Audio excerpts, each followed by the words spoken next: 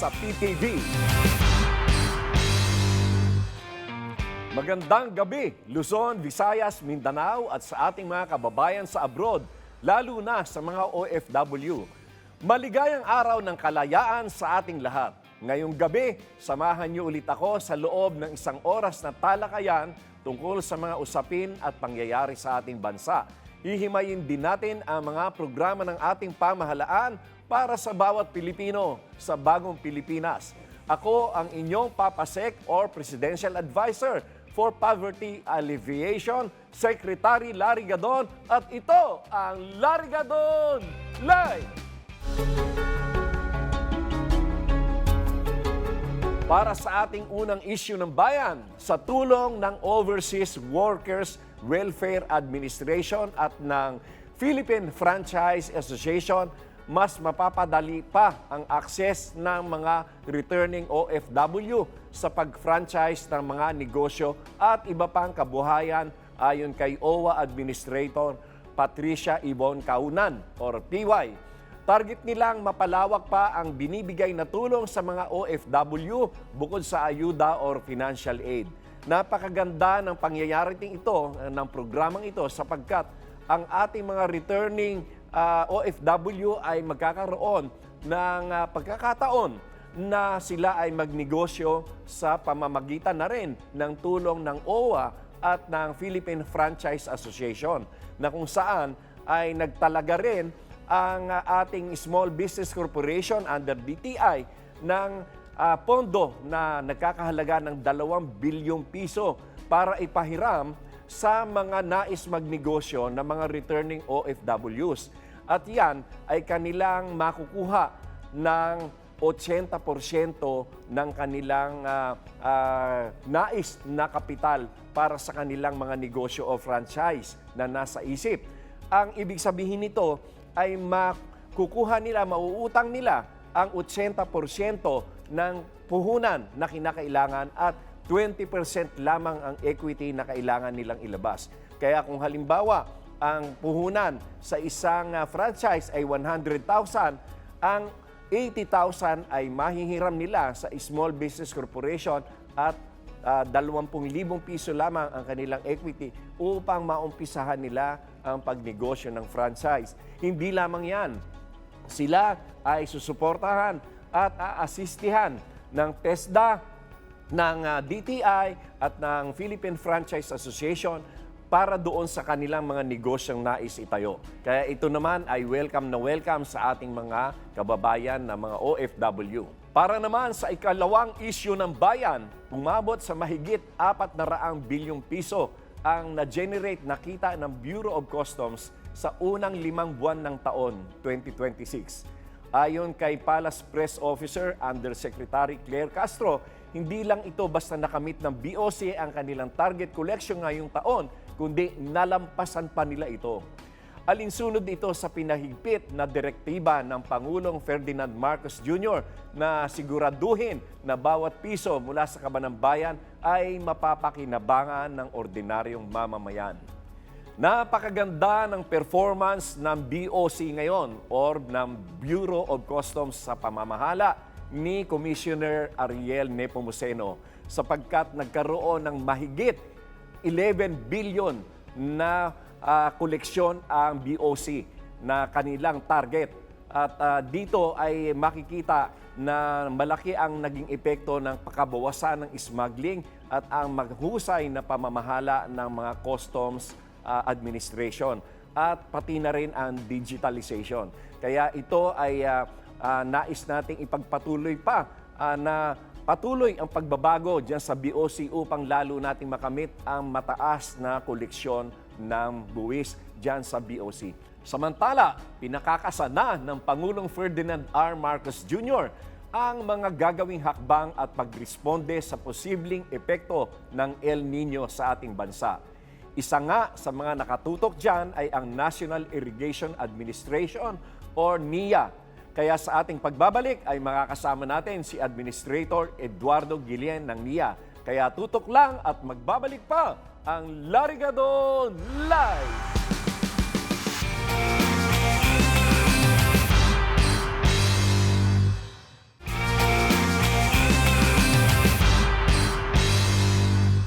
Nagbabalik ang Larigadon Live para talakayin ang kanilang mga programa para sa mga magsasaka at agrikultura.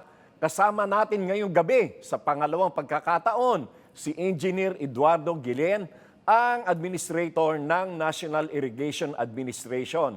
Isa siya sa mga pinakamagagaling na mga gabinete ni Presidente Bongbong Marcos. At magandang gabi, Engineer Eduardo Guillen. Maraming salamat at muling pinaunlakan mo ang aming imbitasyon sapagkat dati ay naging panauhin ka na rin namin at napag-usapan natin ang mga ginagawa ng NIA at kung ano iyong mga plano.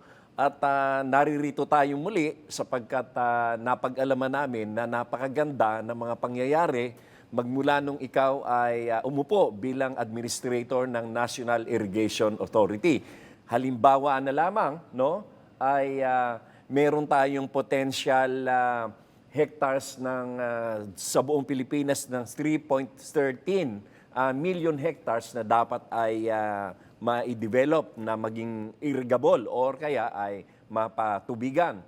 At diyan ay nagawa na natin ang 2.18 million hectares. Kaya maraming salamat at congratulations. At ang natitira na lamang natin ngayon ay more or less ay mga 950 hectares.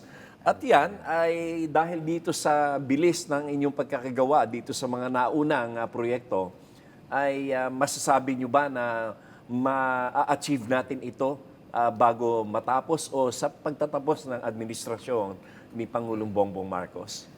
Well, sir, una sa lahat, naibang gabi and magandang gabi po sa ating magandang lahat. gabi. At, nagpapasalamat po ako sa pagkakataon na naman po na ito. Alam niyo po, ang kagandahan po sa ating Pangulo, kaya malakas po ang aking pag-asa na ito po'y madadagdagan pa natin yung ating accomplishment, sir. Ano? Alam mo yung kasabihan na put your money where your mouth is? Ganon po siya. Sabi niya, priority natin ang food security. At ang kailangan kasi na number one ng food security po is yung irigasyon. Ano po? At nakita ko po at naramdaman ko yung suporta niya sa NIA sa pamamagitan po ng pagbibigay po ng mga pondo po sa atin para sa mga nararapat po ng mga proyekto. At siya yung paggigiya niya kung ano ang dapat nating gawin. Tama po. At saka walang... Alam niya talaga eh. Alam niya, ano? Tama po eh. Hindi mo siya pwedeng... Wala pong politika sa kanya. Kagaya nga po nung inilatag ko sa kanya, ito yung mga projects po na magaganda, sir. At ito na yung mga may backlog. Kita niya, wala, ang mga napili pa nga niya doon, ang mga projects, yung nasa Tarlac City, nandun sa Panay, sa Iloilo, sa yung mga malaking Iloilo. projects Napakaganda nung ginawa sa Iloilo. So, makikita mo talaga yung kanyang sincerity. So, nakita ko po na under his administration, panganay talaga yung ating mga magsasaka sa kanyang prioridad. Tama. Meron ba kayong nais na ipaliwanag kung ano na ba ang mga nangyari doon sa ating mga dam? Kasi katatapos lang ng summer season at papasok na ang tag-ulan, ay kamusta ang lagay ng ating mga dams? Yan ba ay nakahanda upang mag-imbak ng malawakan na pag-iimbak ng tubig? Oo naman po, lalo na po yung ating mga high dams sa tinatawag. May malalaki natin dyan, yung Magat, yung Pantabangan. Kamakailan lamang ay mayroong dam na pinasinayaan si Presidente Bongbong Marcos. Ito ay parang last year lamang, ano? Yung pong Halaor Dam na may isang malaki. Halaor Dam? At marami pa po tayong mga diversion dams po na pinapasinayaan ng ating Pangulo. Of course, pati yung mga sweep projects natin. Ito yung mga may impounding dams po, ano?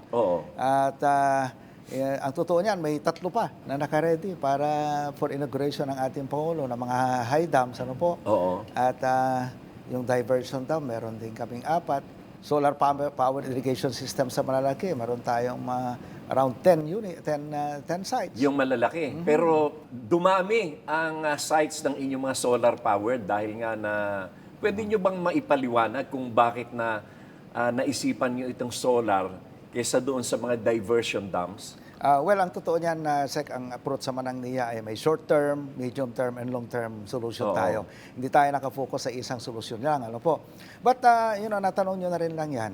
Napansin ko po, Sec, na noong tayo pumasok sa NIA, nasaan ba ako yung 1 million na potential irrigable area? Bakit hindi ito na-irrigate? Oo. And to my surprise, nakita ko na yung mga areas na yon ay nandoon pa along major and principal river basins. Oo. Isipin mo yung... Malapit sa ilog, Malapit no? sa malalaking Malalaking ilog, oo. Isipin mo yung Isabela, Oo. yung Cagayan, kasi nandyan yung Cagayan River, ano po, Oo. sa Mindanao, yung along Pulangi River. Oo. Aba, bakit ka? Kung ang dami hindi na-irrigate dito, ito yung mga may tubig tayong pagkukuhanan. Oo nga, oo. So, nung it turned out, Sec, na siyempre pag nag-propose ka kasi ng isang proyekto, mag-undergo sa NEDA approval yan. Oo. Yung malalaki at malalawak nating ilog, masyadong mahal ang construction cost noon. Ano po? Oo. Hindi lang yun, may problema pati ang pagbaha upstream ng dam. So, mahirap ho talaga magtayo dyan ng additional irrigation facilities. Ano po? So, nakita ko yung solusyon ng gobyerno previously, nagtatayo sila ng pump irrigation projects, Oo. pero diesel-driven and Oo. electric-driven. Mahal. Nagmahal ang diesel, nagmahal ang electricity. So, karamihan na naman sa mga irrigation facilities na yon ay hindi na gumagana. Ano po? Oo. So, ang ginawa ng NIA na solusyon, itong solar pump irrigation projects. Dahil, alam mo, Sec, ang halaga po ng pag-construct ng dam, kung sa per hectare rates, ano po, 1.6 million pesos per hectare Per ang hectare. magagastos natin Oo. sa pagtatayo ng mga dam. Ano? Pero sa solar pump irrigation, nag-average lang siya ng 230,000 up to 500,000. Yung sobrang complex na, aabot lang ng 1 million, hindi lang yon. Oo. Yung timetable ng pag-construct. Yung malalaking dam, Mabilis. abot ng 4-5 taon. Oo. Yung solar pump irrigation projects, 6 na buwan average. Tapos mo yung around 1,000 hectares na area. Napakagandang Mura sistema na. niyan. Oo, mura na, mabilis pa. Hindi At lang, siyempre, yung epekto niya sa mga pagtatanim ng ani ng mga magsasaka ay talagang mabilis din. hindi lang yun, Sec. Nabanggit mo Tumaas yan. Ano? din yung- Kasi ang problema natin sa Pilipinas, lagi, sa agrikultura, hindi lang sa Pilipinas, buong mundo, yung tinatawag nilang yield, productivity, Oo. at saka yung cropping intensity. Oo. Ito yung cropping intensity, ito po yung number of times na effective mong mataniman yung isang area. Sa atin, mababa yung cropping intensity natin sa Pilipinas simply because ang sinusundan nating cropping season, yung wet and dry. Oo. Yung wet season, sigurado pag nagtanim ka niyan, babagyuhin yung mga Oo. pananim mo, di ba? So yung maaani mo ngayon, Malaking risk din di ba? marami pong masasayang. Oo. Kaya yung cropping intensity niya, in fact, sa Pilipinas yata, if I'm not mistaken, nasa 1.6 to 1.8 lang yung cropping intensity natin. Oo. 2 beses ka magtanim, 1.6 lang yung effective, di ba? Oo. At dito naman po sa solar pump irrigation project, ito po, swak na swak doon sa yung program ng NIA na paglilipat ng cropping calendar. Dito po na yung tinatawag natin double dry cropping.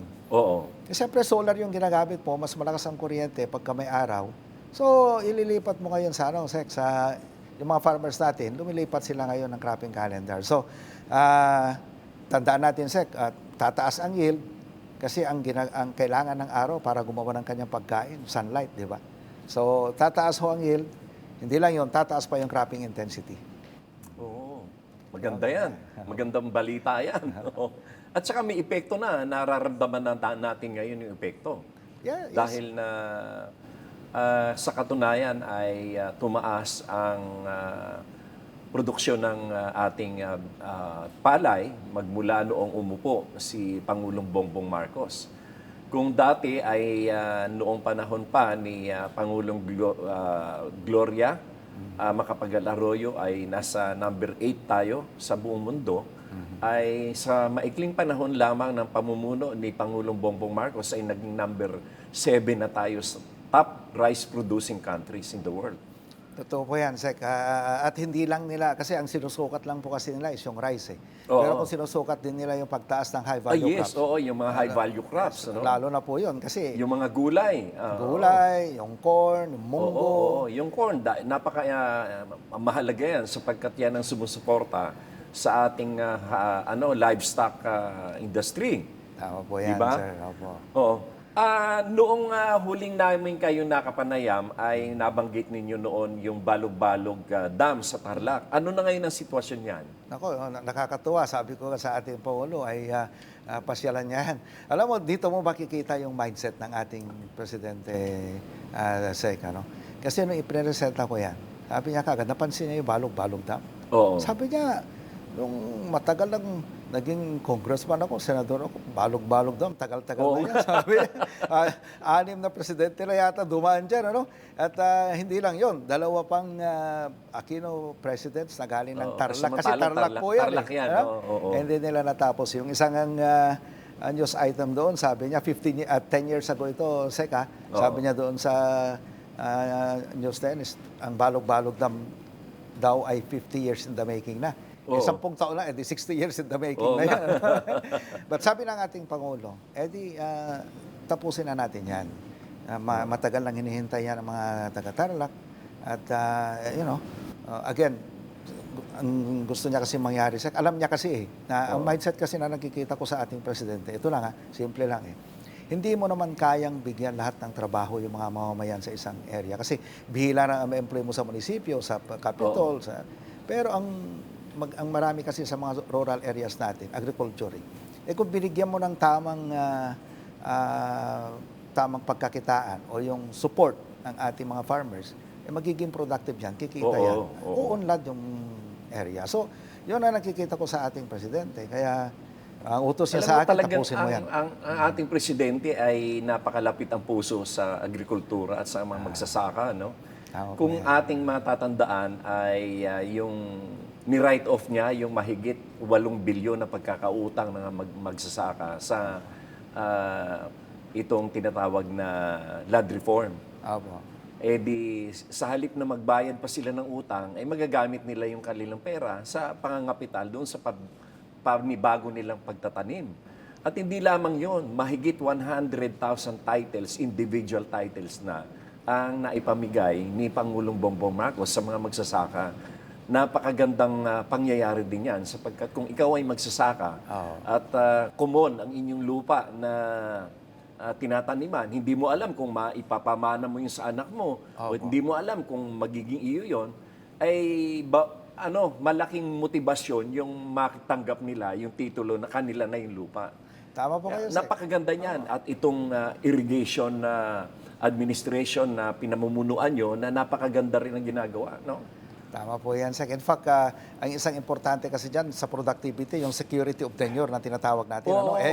Kung mas matatag yung panghahawakan ng mga magsasaka natin doon sa pag-aari sa lupa nila, mas masipag sila magtanim. Mas masipag. Yun nga Sa kami naman po sa NIA, sinasabayan natin yan sa pag-construct ng irigasyon nga. At yung Balog-Balog Dam Sek ngayon ay awarded po yan sa quadruple A contractor, international, talaga? Santa Clara International Oo, quadruple yan. Sa Quadruple Tacloban, A. napakagaling yan. At natutuwa po kami dahil Tsaka walang harshaw-harshaw yan. wala po, ang ganda ng trabaho, gabit araw pa sila nagkatrabaho. So, At saka on time yan. Kung minsan, mas maaga pa sa turnover. ang tingin nga namin, Sek, doon sa timeline namin, kung gano'n sila kabilis magtrabaho, 1 year ahead of schedule sila. Mabuti. Gabit araw ang trabaho po nila. Oo. So, sinusuportahan po natin ng ganitong... Sana lahat ng mga construction companies ganyan ang reputasyon, ano? Kaya nga po kami nag-iingat sa NIA kapag malaki pong project. Talagang oo. quadruple A contractor po tayo. Para sigurado po tayo na reputable po yung gagawa po ng project. Okay, bagamat tapos na ang panahon ng tag-init, ay pinapangabahan naman ang posibleng pagtama ng Super El Nino. Kamusta ang paghahanda ng inyong ahensya tungkol dito? Ako, Sek, proactive po tayo dyan. Ano? Hindi lamang yan, ang direksyon kasi ng ating ahensya, at utos na rin ng ating presidente, yung tinatawag ba na climate change resiliency. So, hindi lang El Nino ang pinaghahandaan natin, pati La Nina. So, yung mga projects natin sa NIA, yung tinatawag nating mga adaptation and mitigation projects. So, tayo po ay nakahanda po dyan, yung ating mga pagdesilt sa mga kanal natin, yung mga solar pump irrigations natin, pagpapalit ng cropping calendar, lahat po yan ay na-implement na po natin para mas resilient ang ating mga farmers sa pagharap po ng hamon po ng climate change. Ay, kamusta naman ang mga reservoir natin, no? O yung mga imbakan ng tubig? Sapat ba ang mga imbak na tubig para sa paparating na El Nino?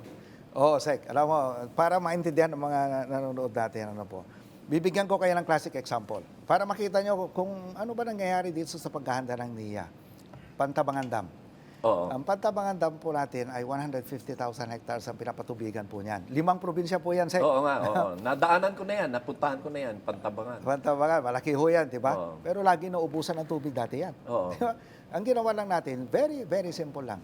Binago natin yung cropping calendar. Dati po kasi, ang cropping calendar niyan is, December and June, July, ganyan. Binago natin. Ginawa nating October ang pagtatanim ngayon, Sek. Kasi ang malaking gastos po sa pagtatanim, yung paggamit ng mga dams natin, ay tinatawag nating land soaking. Oo. Eh kung December ka nga naman magtanim, abay maubos yung halos 1/3 ng dam sa paglaland soaking pa lang. Oo. Pero yung simple move natin na ginawa natin siyang October, pag October sa umuulan pa eh. Oo. Actually, last October, hindi nga kami nagbukas ng tubig sa ating dam eh. Dahil yung maulan. natural na ulan, Yes. At ang ani mo, pag nagtanim ka ng October, ani ka ng February.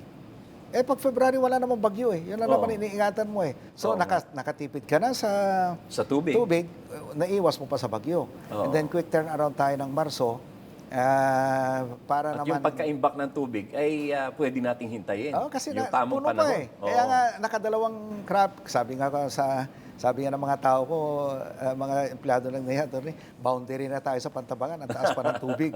Nakadalawang cropping na tayo, and yet mataas pa ang tubig. Ngayon ko lang nalaman na 150,000 hectares pala ang nakukover ng Pantabangan. Yes, malaki po yan. Oo, malaki. Sek. Oo. Kaya, again, importante po yung climate smart agriculture na pinapractice ng NIA ngayon.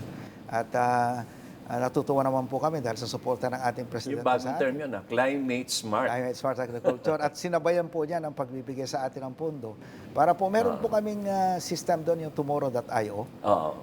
Yung tomorrow.io, Sec, nape-predict po namin yung dating po ng ulan, ng tubig, 2 weeks prior. Oo. So again, Pantabangan kanina, dito naman tayo sa Bagat. Oo. Alam natin yung Bagat doon, malaki ang ginagampanan yan para hindi lang sa irigasyon, flood control. Nasa Cagayan River yan, Sec, Oo, diba? oo. So ngayon, dahil alam namin kung ilan yung paparating na tubig, yung volume, makikita namin ngayon through AI, i-compute ng aming system, kung mag-overtop yung dam. Oo. So malayo pa po yung ulan, malayo pa po yung, pre-release na kami ng tubig.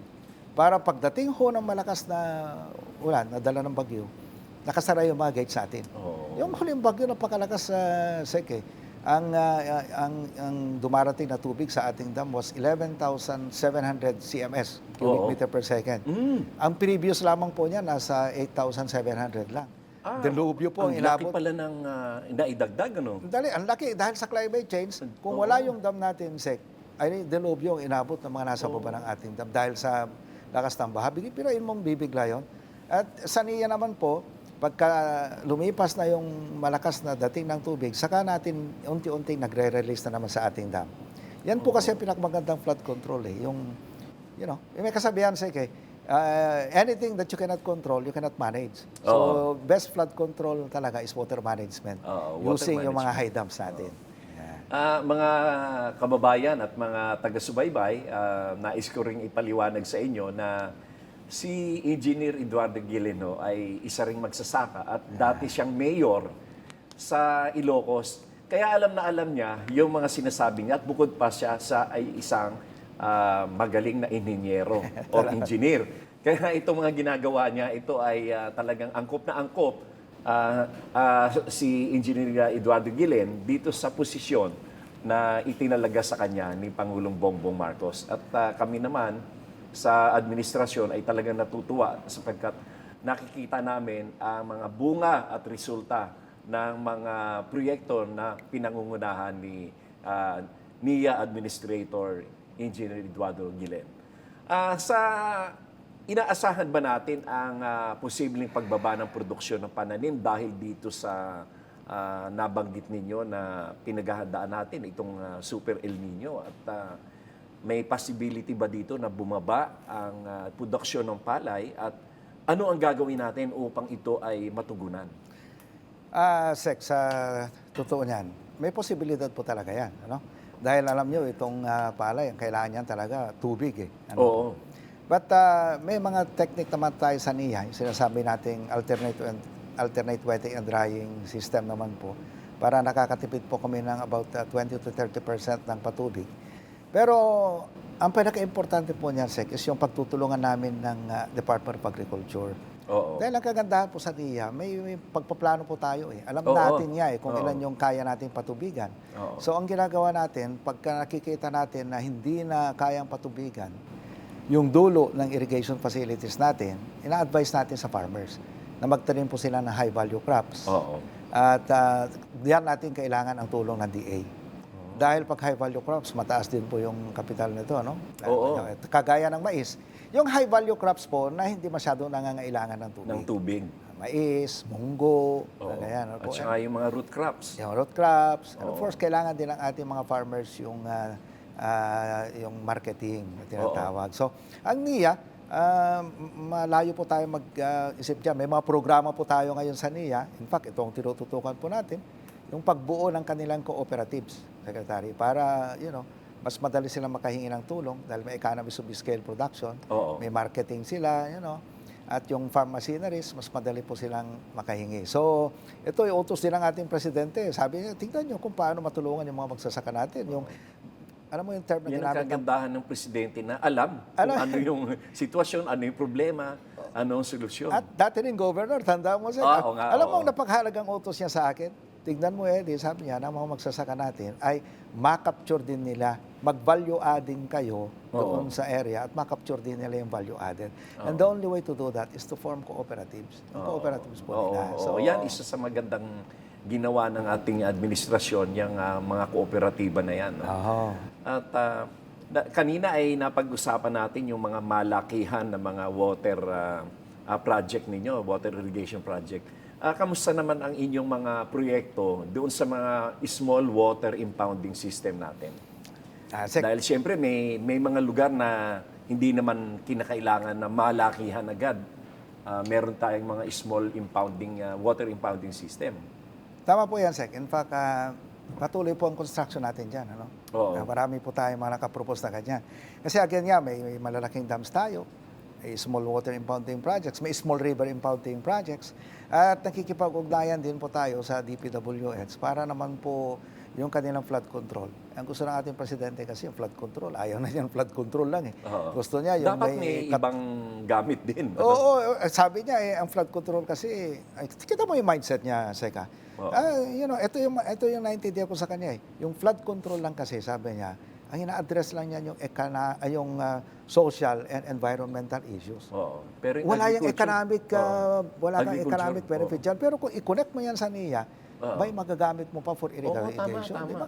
Oo. Magtatayo ka ng mga sabo dams and then lalagyan mo lang ng sa NIA naman kami na bahala doon sa irrigation canals. May bawi ang gobyerno, may kita ang ating mga magsasaka. Ayan. Si Presidente ay talagang matindi din ang ang kanyang layunin tungkol sa mga digitalization. No, at bahagi ng modernisasyon ng NIA ang paggamit ng AI at digital technology sa irrigation management system. So sa simpleng paliwanag, paano ninyo ginagawa ito para makatulong sa mga magsasaka? Well, yung mga AI digital technology systems. Ayan po. Kasama po yan sa Climate Smart Agriculture na binabanggit ko kanina, Sec. Kung sa NIA, meron po kaming command center doon. Na nandun, ginagamitan natin yung, again, tinatawag ko kanina, tomorrow.io at yung AgroScout. Okay, yung tomorrow.io, Sec, is that nagbibigay sa atin ng input para doon sa weather patterns. So naililipat natin po yung cropping calendar dahil doon. Nagagamit din natin siya sa pag-design ng ating mga dams. Mas mapapabilis yung FS dahil may 30 years po na data na ibibigay sa amin yon. At of course, ito naman pong AgroScout. Ginagamit naman natin ito sa mga solar pump irrigation projects natin at saka yung mga communal irrigation and national irrigation projects natin. Ito naman po, AgroScout na ito ay satellite-based naman po ito. Nakikita natin kung may sakit ba yung palay, ano ba yung dapat natin na i-apply na fertilizer. Kasi minsan yung farmer, hindi niya nakikita, mayroon na parang paparating na sakit. Pero itong satellite base na ito, makikita niya eh. So, proactive po ang ating... Malaking tulong pala talaga, no? malaking tulong po Dahil yan na napipredict natin kung ano yung mga mangyayari. Yes, sir. At Or more or less na nagagawa natin ng solusyon at paraan bago pa man mangyari. Opo, at in fact yung aming, may AI din po yun. In fact, sasabihin niya sa amin kung ano dapat ang variety, ang dapat mong itanim doon. At pag nagtanim ka na, ilan yung expected mo na volume na maaani. Ganun po yun eh, pati yung cropping cycle. Lahat, pasyalan mo ako doon, Sek, makikita, magugulat ka. Sige, sa sige, ating papasyal technology, kami no? doon para makita rin namin. Of course, makakatulong po ito sa ating mga farmers kasi nga, again, may increase, pag ginamit po natin ito, kasama yung paggamit natin ng artificial intelligence, mapapalaki po natin yung ating maiwasan natin yung bagyo, hindi lang yon. Makikita natin kung, kasi data-driven po ito eh. Iba po kasi pag data-driven, Sek, ang ini-implement Ang po sa desisyon iyong mo trabaho. ay naaayon sa kung ano man ang dapat na ma-expect. Tama At kung po. ano ang solusyon na sa mga problema na hinaharap. Tama Pagka meron kang talagang planning, ano? At saka, gamitin natin yung AI tools. Talagang nakikita ko lahat pati ng mga korporasyon, pati mga private na yun gumagamit nga. ng AI, maasenso talaga eh. So bakit di natin gamitin sa atin? Mayroong advantage talaga rin. Tama po. At kamusta naman ang inyong update sa mga solar powered irrigation system? Dahil sa kauna-unahang pagkakataon under the Marcos administration at sa inyong pamumuno at pamamahala ng NIA, nagkaroon tayo ng solar powered irrigation system. At yan ay napag-alaman natin na napakaganda pala. Pwede bang ipaliwanag nyo kung ano ang kagandahan ng solar powered system? Kumpara sa dati ay wala tayong mga ganyang sistema. Well, una ho, Sek, is that itong sistema na ito, madali nating install yan eh. Madali nating ikabit yan, murang technology yan. Ano? At yung unintended benefit nga yan na isa, Sek, lumilipat ng kusa yung ating mga farmers doon sa gusto ng niya na double dry cropping sa dry season. Dahil siyempre habulin nila kung kailan maaraw eh. Diba? Hindi, you know, the simple fact na ang halaman, pag in-explain ko ito sa farmers, nagugulat sila eh. Kaya pala tinutulak nyo kami sa dry season. Kasi sinasabi ko sa kanila, alam nyo ang halaman, photosynthesis ang sistema para gumawa siya ng pagkain niya. It diba? gets its energy from the sun. From the sun. So ang kailangan niya is yung sunlight, carbon dioxide, para makagawa siya ng sugar at tubig, para makagawa po siya ng sugar para sa pagkain niya at oxygen. So isipin mo yun, pagka mas maraming sunlight, mataas talaga yung yield. So tuwang-tuwa yung mga farmers. So ngayon, ina-embrace na po nila yan. Kagaya nung tinurn over namin ni Presidente sa CAMSOR, na solar irrigation projects. Alam mo naman, dyan sa area na yan, Sek, nako, bahay yata ng bagyo dyan eh. Di ba? Istambayan ng bagyo dyan. No? So ngayon, ililipat nila yung cropping calendar. May iwas na ho sila sa bagyo. At lalo pang mas malakas yung patubig nila. Kasi ang report nila sa akin nung lately, dalawa kasing pumps yun na Sek eh. Yung isa, ang dati napapatubigan nila was 400 hectares lang. Ngayon, 600. Yung isa, 800 hectares. Ngayon, 1,200. Dahil nga maaraw, mas malakas yung pag-pump ng tubig ng system. Ganda. Magandang sistema yan. Hindi lang yun. Hindi ko pa pala ilan na ngayon ang mga solar-powered irrigation ninyo? Okay. Nationwide po, nasa 2,500 na yung maliliit. Isipin nyo yan. Maliliit lamang po yun, yung 10 to 15. Pero yung malalaki, marami na rin po yung malalaki natin. Sek, yung malalaki natin, siguro nasa 50 units na. Yung mga 1,000 hectares, mga ganyan, 500. So. Ito ay sa kauna-unahang pagkakataon ay naisakatuparan under the Marcos administration. Yan ang hindi masyadong nauunawaan ng ating mga kababayan na itong bagay na ito ay napakahalaga nito dahil na ang patubig ay hindi na nangangailangan ng malakihan ng mga dam sapagkat maraming lugar na hindi talaga naaabot ng patubig. Kaya itong inyong naisipan na proyekto ng solar-powered irrigation system ay talaga napakaganda. Tama po yan, Sek. Maganda nga. Binigyan nyo kami ng pagkakataon na makausap kayo ngayon, at least para maibalita rin natin ito. Magandang balita kasi alam niyo naman ngayon, ang mainstream media at social media, no news is good news na eh. Oo. Pagka good news na, ayaw nang ibalita. So, hindi natin naisip pala na of course, marami ring magagandang nagagawa po Oo. sa likod ng ating mga farmers sa sakripisyo nila. Oo. Maraming pong tulong din po ang administrasyon na ating ginagawa. Tahimik lang po tayo nagkatrabaho, but nararamdaman naman po sa field. Oo, yun nga eh. Nararamdaman ng mga sektor Opo. na nangangailangan ng ganyang mga support. Opo. Meron tayong programang tinatawag na Kadiwa sa NIA. Ano ba ito? Pwede nyo ba maipaliwanag ito? Alam niyo po ito, Sek, kabilang kasi ito sa pagnanais natin na mapaunlad yung kabuhayan ng ating mga farmers. Minsan sabi ka nila sa akin, ay teka muna, ba't ginagawa natin yung Kadiwa sa NIA? Hindi naman na natin mandate yan. Sabi ko naman, teka muna, hindi naman ang hangganan ng trabaho natin ay yung mandate lang natin. Oo.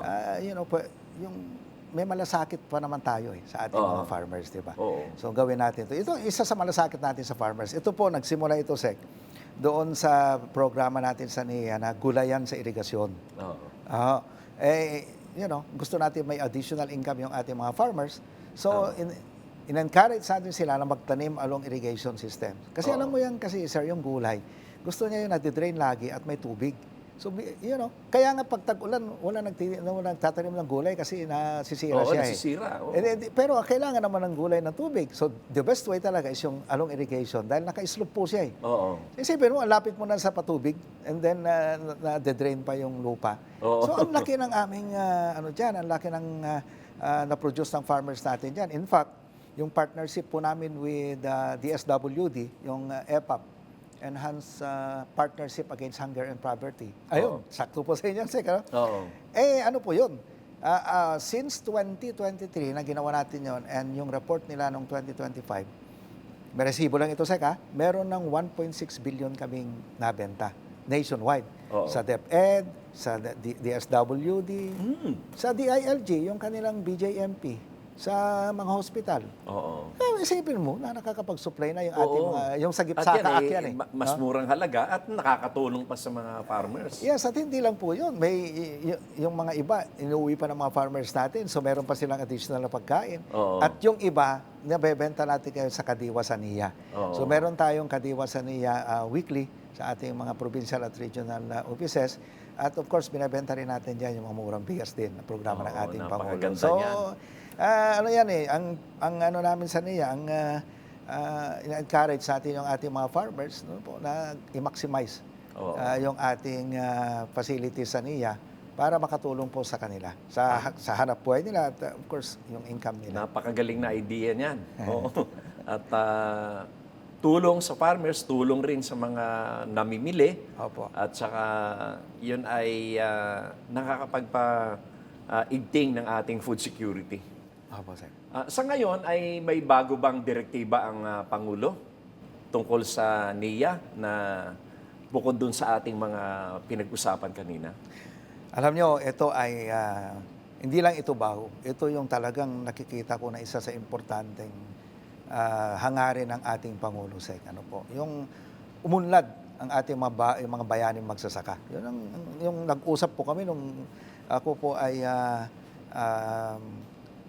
bigyan niya ng pagkakataon para mamuno sa niya. Ito yung number one po niya na bilin sa akin. Yan talaga ang mga bayani, yung mga magsasaka. Opo, at kakita mo sa niya, Sek, walang ghost project, walang Oo, substandard. Yan ay nalalaman natin yan. At isa po yan Dahil sa ating pong sinulong po yan.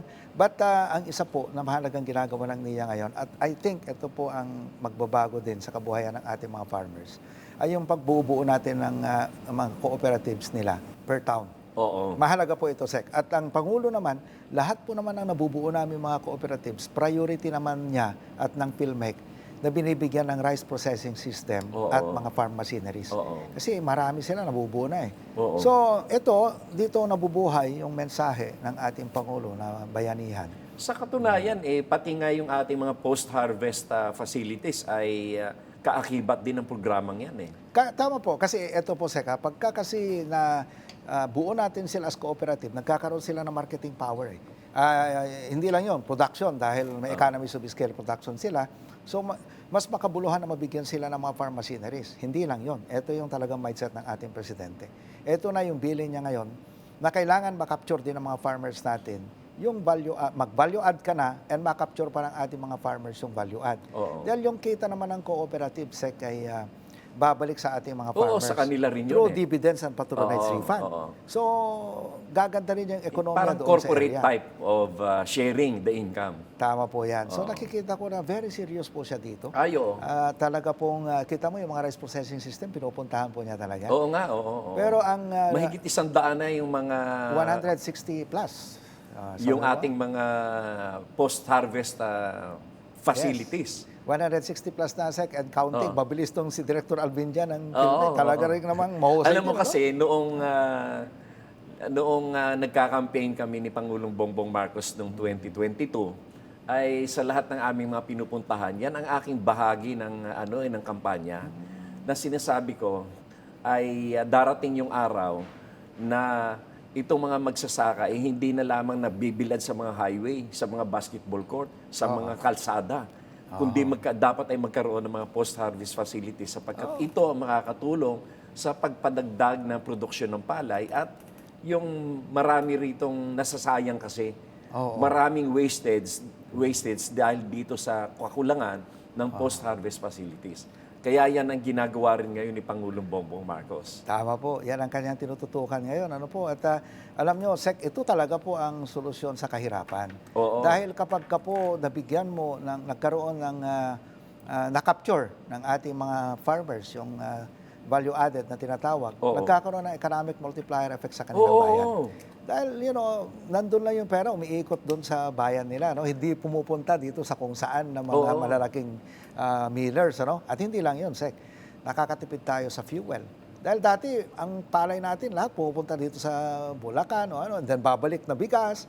Ngayon, hindi na. Meron ng kakayanan yung mga farmers natin na mag-process ng kanilang produkto. At hindi lang yun. Siyempre, alam nyo naman natin, ang problema malaki kasi ng magsasaka, yung very volatile na presyo ng palay. Ngayon, dito sa ginagawa ng ating Pangulo, napapansin ko. Na-stabilize yung presyo. Hindi na palay binibenta ng magsasaka. Bigas na eh. Yung bigas kasi hindi mo mababa ang presyo. Dahil produkto ng traders yan eh.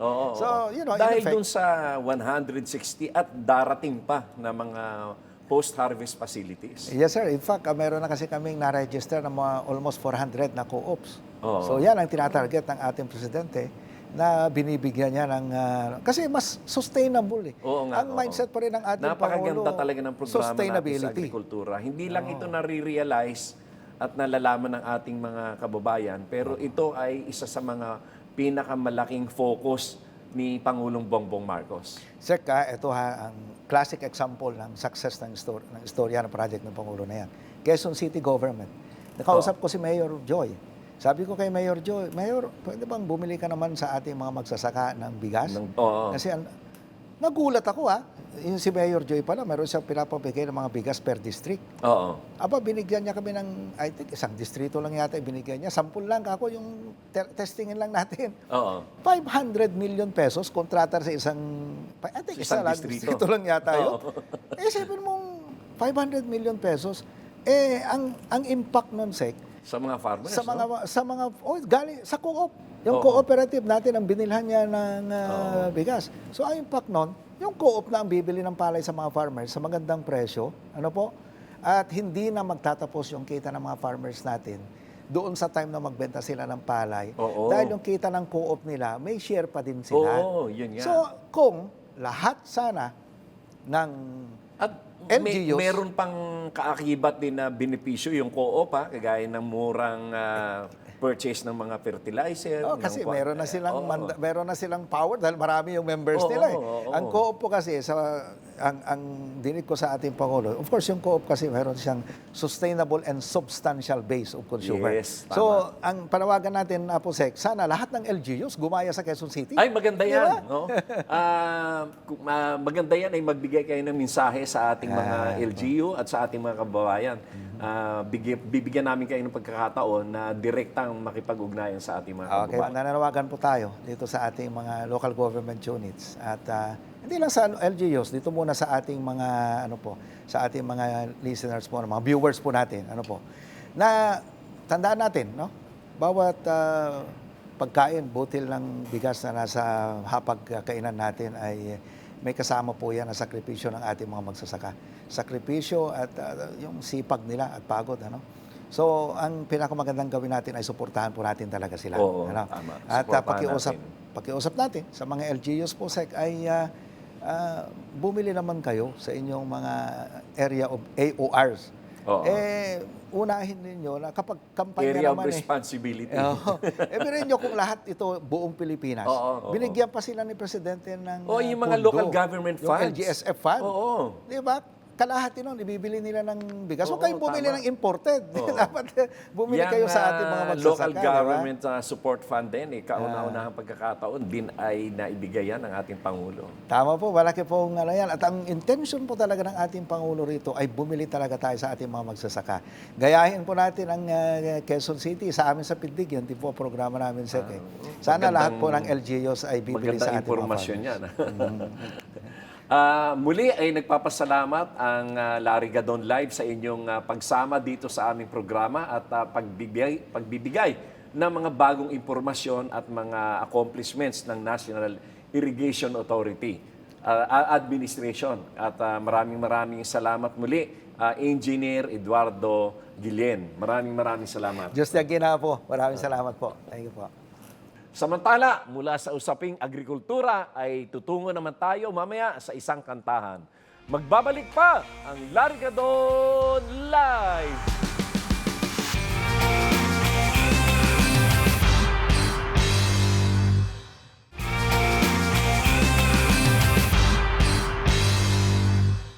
Nakatutok pa rin kayo sa Larigadon Live. Bago matapos ang ating programa, samahan niyo muna kami sa isang kantahan.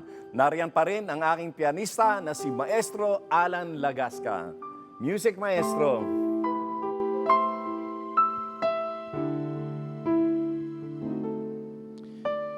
Ikaw ang pangakong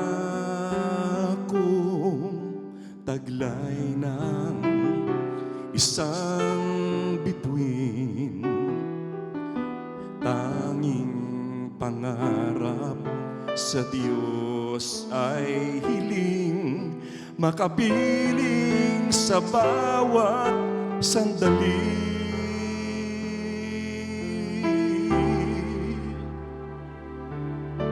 Ikaw ang pag-ibig sa araw at gabi.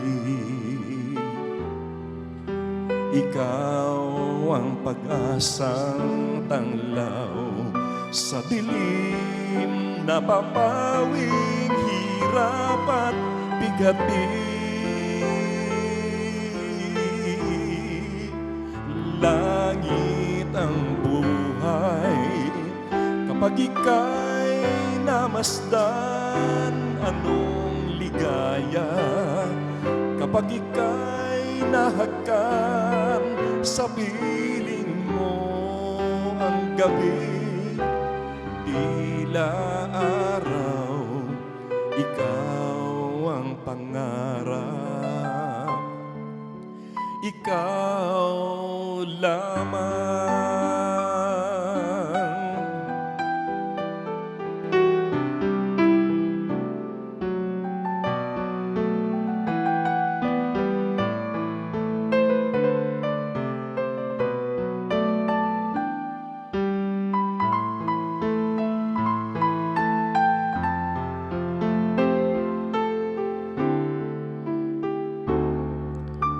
Ikaw ang pag-ibig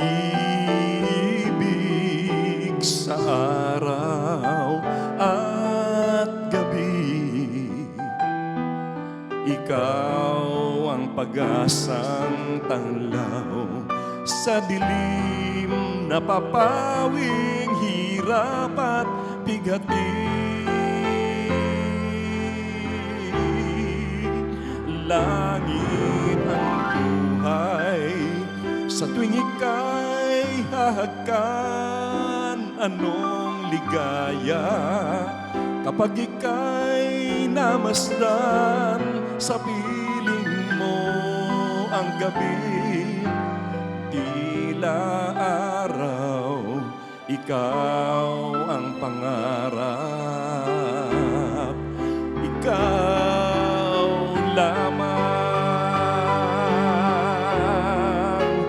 Langit ang buhay sa tuwing ika'y mahagkan. Anong ligaya kapag ika'y mamasdan sa piling mo ang gabi.